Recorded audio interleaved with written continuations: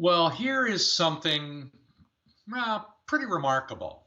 A wonderful piece of graphics that explains cycles and seasons, birth order, family tree, the cosmos. I like this. Now, part of the reason I like it is it helps you grasp where we're going to in the work, particularly those of you in the Southern Hemisphere right now.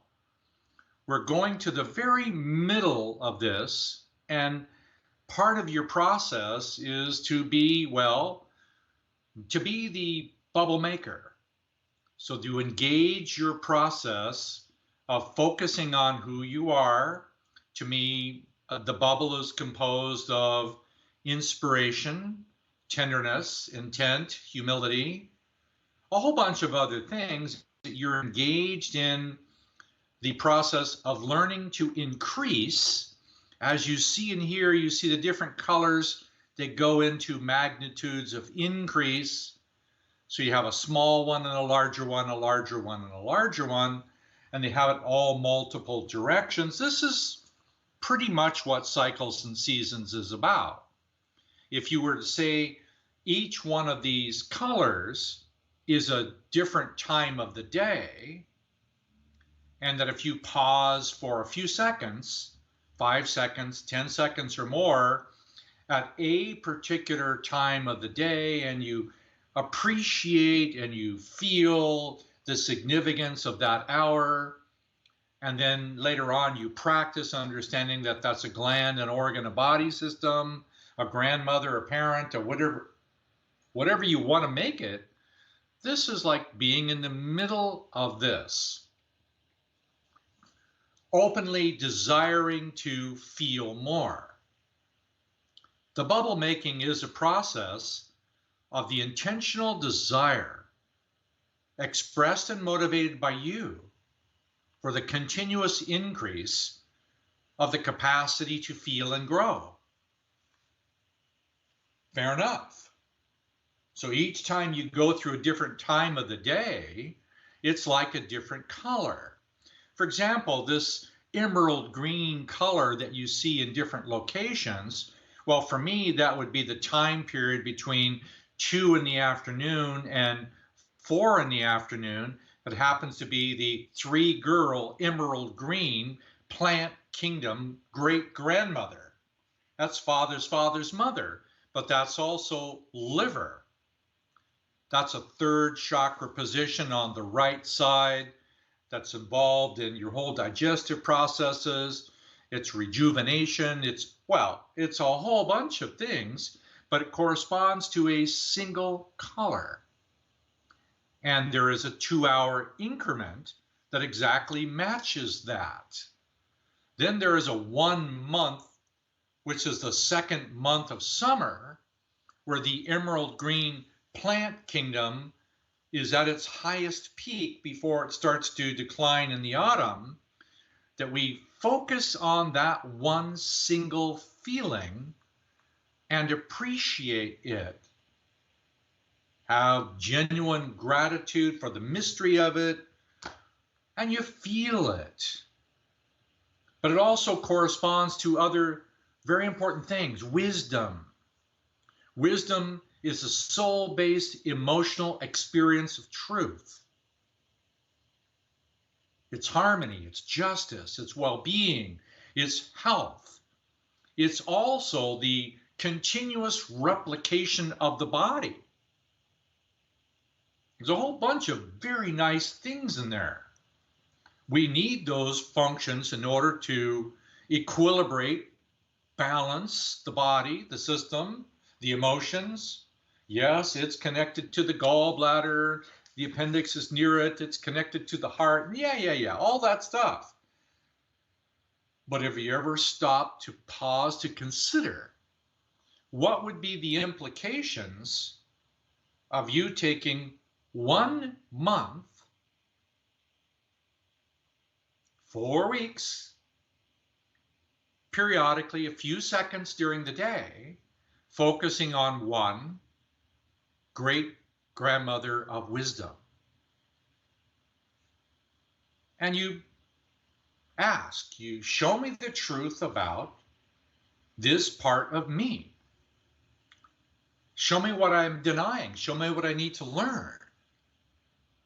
Invite the opportunity to grow and to feel. And I assure you that within minutes of doing that, you have a new law of attraction to help you invigorate that particular part of you that's associated to a great grandmother who likely gave you the epigenetic memories that make it difficult for that part of your body or brain or mind or gland or organ to function appropriately. So if you really focus on one great grandmother and you really want to increase your consciousness of it, you're going to have the opportunity to feel, cleanse, open, invigorate. And yes, you can put in the supplements, the herbal medicine, the thistle, the whatever else, the marigolds, whatever the herbs, vitamins, and minerals, herbal medicines associated that, the acupuncture point and so on. And then you find out that that color is connected to the one above it and the one beside it. Well, 3 girl is married to 4 boy, meaning father's father, the outbound function of the heart, is married to father's mother. They're obviously your great grandparents on your father's side. So the willingness to go there and understand the dynamic, and you might even go there and say, thank you for all that you've given me that's genuinely loving. And oh, by the way, that stuff that you transmitted that would really belong to you, your frustration, your hatred, your rage, or whatever it was, came from your ancestry, from the violence of war and whatever else that came through generations, that part, that's yours. It's not necessary for you to process all of your great grandmother's feelings that were created by them. Not yours, sorry, not necessary for you to take on the emotional, physical suffering of your entire family tree or the collective consciousness of mankind, not your job. Now, if you take that hatred or rage or whatever it was that damaged the liver function, you took that and you took the impulse, because there would be an impulse, and you acted on the impulse and you started to transmit that. Now you're transmitting it with your will. You're the only one that can remove that from you now. Just you. Anything you transmit with your will is yours. Things transmitted by your great grandmother or great grandfather without your will being engaged is capable of being removed intentionally. I'm not saying you're going to lose the musical abilities, you're going to lose. No, you don't lose anything. You actually receive the positive experiences of love. And you choose to do what the liver does, filter. You filter and clean, and you say, thank you for loving me so well, but that which belongs to you belongs to you. I'm here compassionately to help you resolve it within yourself in the spirit world. That's a whole nother discussion about how to help an ancestor in the spirit world, but it's not necessary for you to take it on. Now, do you want to go to any one of these other bubbles beyond just the green one? And can you see how the interior is a little green bubble that gets larger and larger and larger and larger?